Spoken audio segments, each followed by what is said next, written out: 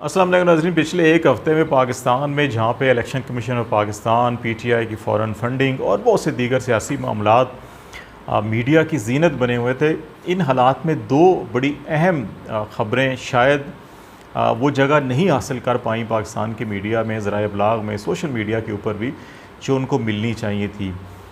एक ख़बर तो जो बलूचिस्तान में पाक फ़ौज का हेलीकॉप्टर हादसे का शिकार हुआ और उसके नतीजे में कोर कमांडर क्वेटा और एक मेजर जनरल जो डीजी कोस्ट गार्ड थे, इसके अलावा इंजीनियरिंग कोर के ब्रिगेडियर और इनके साथ दो पायलट और एक हेलीकॉप्टर क्रू जो है वो शहीद हुए। इस ख़बर को तो लोकल मीडिया में और सोशल मीडिया में कहीं ना कहीं जगह मिली, लेकिन बदकिस्मती से इसके अंदर भी बहुत सारी ऐसी ख़बरें या इतलात भी फैलाई गई या चलाई गई जिनके असरात जो हैं कि वो कोई ज़्यादा मुस्बत नहीं है पाकिस्तान में। मिसाल के तौर के ऊपर ये सवालात उठाए गए कि क्या ये हादसा था या साजिश थी या दहशतगर्दी थी। इस पे भी हम तफसील से बातचीत करेंगे कि ये सवालात क्या क्यों उठाए गए, इसके पीछे मुहर्रिकात क्या थे। फिर एक सवाल ये भी उठाया गया जी कि क्या ये जनरल सरफराज अली जो हैं कि ये आर्मी चीफ बनने की जो सीनियरिटी है उसके अंदर भी थे और शायद उनको एक रास्ते में हटाने की कोशिश की गई, इस किस्म की भी सवालात उठाए गए। तो हम ये भी देखेंगे आज की बातचीत में कि क्या वाकई ये उस लिस्ट में, सीनियरिटी लिस्ट में इनका नाम आता है या नहीं आता, या महज ये भी प्रोपेगेंडा है। और दूसरी अहम ख़बर जो है वो अमेरिका के प्रेसिडेंट ने ये अनाउंसमेंट की कि अफ़गानिस्तान में अल-कायदा के नंबर 2 उसामा बिन लादेन के बाद जो अल-कायदा को लीड कर रहे थे एमन अल ज़वाहिरी जो हैं वो ड्रोन हमले में उनको भी मार दिया गया है और इसकी उन्होंने अनाउंसमेंट की। ये पाकिस्तान में बड़ी अंडर प्ले ये ख़बर रही है और इसके पीछे 2-3 बड़ी अहम क्वेश्चंस हैं कि ये ड्रोन हमला कहाँ से किया गया, क्योंकि इस वक्त ख़ित्ते में अमेरिका के पास कोई फ़ज़ाई अड्डा नहीं है जहाँ से वो ड्रोन को उड़ा सकें या मॉनिटर करके जो है वो अफ़गानिस्तान के अंदर अटैक कर सकें। तो फिर ये ड्रोन हमला कहाँ से किया गया? क्या उन्होंने अपने बहरी बेड़े को इस्तेमाल किया? बाज़ ऐसी इतलात भी हैं कि पाकिस्तान में उनको ये फैसिलिटी दे दी गई है या पाकिस्तान की जो एयर स्पेस है वो इस्तेमाल करने की इजाज़त दे दी गई है। इस किस्म की भी इतलात हैं। एक तो हम इस पर बातचीत करेंगे। दूसरा फिर एक और बड़ा अहम क्वेश्चन है कि ऐसे मौके पर ये ड्रोन अटैक जब एक तरफ अफ़गानिस्तान में जो अफ़गानिस्तान के जो तालिबान हैं वो एक सालसी का किरदार अदा कर रहे हैं हुकूमत पाकिस्तान और टीटीपी के दरमियान जो है कि वो एक अमन मुआहदा या मुफाहमत के लिए जो है कि मुज़ाकरात का अमल चल रहा है। ऐसे हालात में ये ड्रोन हमला जो है कि ये पाकिस्तान और अफ़गानिस्तान की जो ख़ित्ते में अमन के लिए कोशिशें हैं उन पर क्या मुस्बत या मनफी असरात मुरतब करेंगे। और दूसरा फिर एक ऐसे मौके पर कि जहाँ पे चीन, रूस और जो दीगर ख़ित्ते के ममालिक हैं, Pakistan, Iran, central Asian states जो हैं वो अफ़गानिस्तान में क़याम अमन के लिए भी बड़ा एक्टिवली रोल प्ले कर रहे हैं। तो ऐसे हालात में ये जो कार्रवाई है इसके क्या फ़वाइद और नुकसानात हो गए हैं, ये बड़े 3-4 अहम सवालात हैं जो यकीनी तौर के ऊपर डिस्कस होने चाहिए मीडिया में, थिंक टैंक्स में, लेकिन ये डिस्कस नहीं किए गए। तो ये भी हम इन कोशिश करेंगे इनके जवाबात जो है कि हम सामने लेकर आएँ। पहली ख़बर जो हेलीकॉप्टर हादसे के हवाले से है, इंतहाई अफसोसनाक ये वाक़या था जिसमें पाकिस्तान आर्मी की बड़ी ज़हीन काबिल जो लीडरशिप है वो जाम शहादत उसने हासिल किया। ये फ्रंट लाइन के ऊपर जो फ्लड इफ़ेक्टीज़ थे उनकी इमदाद के लिए कोर कमांडर क्वेटा जो हैं वो मुख्तलिफ़ इलाक़ों के दौरे पर थे और ये फ़ज़ाई जायज़ा ले रहे थे। इस दौरान लसबेला के इलाके में मौसम शदीद ख़राब था और हद नज़र जो है कि वो बहुत कम था, जिसकी वजह से हेलीकॉप्टर को हादसा हुआ और फिर बाद में इमदादी सरगर्मियों में भी ताख़ीर हुई और एक दिन बाद जाके हेलीकॉप्टर का मलबा जो है वो मिला और 6 के 6 जो पाक फ़ौज के अफसर और जवान थे उनकी मैयतें भी वहाँ से मिली।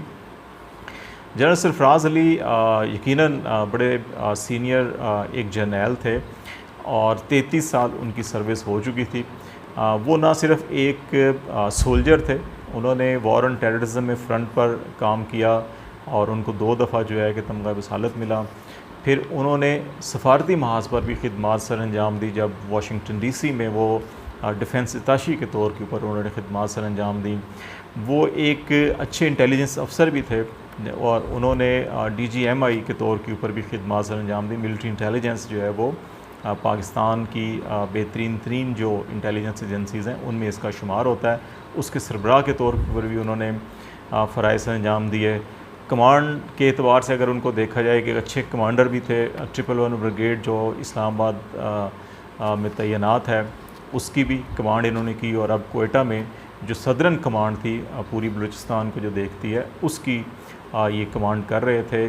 और इस कमांड में जहाँ पे एक तरफ आपको पॉलिटिकल डायलॉग, दूसरी तरफ डेवलपमेंट एक्टिविटीज़, फिर इस किस्म की रिलीफ एक्टिविटीज़, फिर अफ़गानिस्तान सरहद के पार जो दहशत गर्दी की प्लानिंग होती है और उसकी कार्रवाइयाँ पाकिस्तान में होती हैं, फिर स्मगलिंग और फिर ईरान के साथ हमारा बॉर्डर लगता है, कोस्टल एरिया लगता है। तो ये सारी चीज़ें बड़ी स्ट्रेटजिकली इंपॉर्टेंट है। तो ये चीज़ों पे कमांड कर रहे थे। तो ऐसे अफसर की शहादत यकीनी तौर के ऊपर, कौमी तौर के ऊपर भी, मिलिट्री के एतबार से भी, एज ए इंस्टीट्यूशन भी बड़ा लॉस है। और फिर एक ज़ाती और फैमिली एतबार से भी एक घर का सरबराह जो है कि अचानक इस तरह से जब हर किसी ने जाना है लेकिन जाता है तो उससे भी बहुत एक ख़ानदानी नुकसान भी होता है। तो इन हालात के अंदर सोशल मीडिया के ऊपर बदकिस्मती से हमारी बड़ी गैर ज़िम्मेदाराना जो है कि वो डिस्कशंस की गई या सवालात उठाए गए। सरफराज़ अली साहब जो है कि जो सीनियरिटी में 4 जनरल्स आते हैं उनमें कहीं इनका नाम नहीं, ये काफ़ी जूनियर हैं। ये पहले 8-10 जो जर्नल्स हैं उनमें भी इनका नाम नहीं आता। तो लेकिन मीडिया में इस किस्म का प्रोपेगेंडा किया गया जी कि आर्मी चीफ़ की फहरिस्त में थे और इनको हटाने की साजिश की गई और ये हादसा हुआ। कुछ लोगों ने इसको दहशतगर्दी से मंसूब किया, कुछ लोगों ने इसको जो है कि एक साजिश और रजीम चेंज साजिश के साथ मिलाने की कोशिश की। हमारी इतलात के मुताबिक ये इस किस्म की कोई ऐसी चीज़ नहीं थी और ये एक हादसा ही था जिसके नतीजे में ये पाक फ़ौज और कौम को नुकसान हुआ। हमें इन शोदा के दर्जात की बुलंदी की दुआ करनी चाहिए और कोशिश करनी चाहिए कि इस किस्म के प्रोपेगेंडा का हिस्सा ना बने जिसके नतीजे में हमारी जो अफवाज हैं, हमारी जो अफवाज की जो कुर्बानी का जज्बा है उनके ऊपर जो है कि वो ज़द नहीं आनी चाहिए। दूसरा मामला डेफ़िनेटली इसमें बड़ी अहम चीज़ है कि MNL ज़वारी को ड्रोन अटैक में मारा जाना। बाद इतलात ये है जी कि ये ड्रोन जो है बहरी बेड़े से किया गया था। बाद इतलात ऐसी हैं जी कि पाकिस्तान में कोई ज़मीनी अड्डा दे दिया गया है। कुछ इतलात ऐसी हैं कि नहीं, ज़मीनी अड्डा नहीं दिया गया, फ़ज़ाई स्पेस इस्तेमाल करने की इजाज़त दी गई है।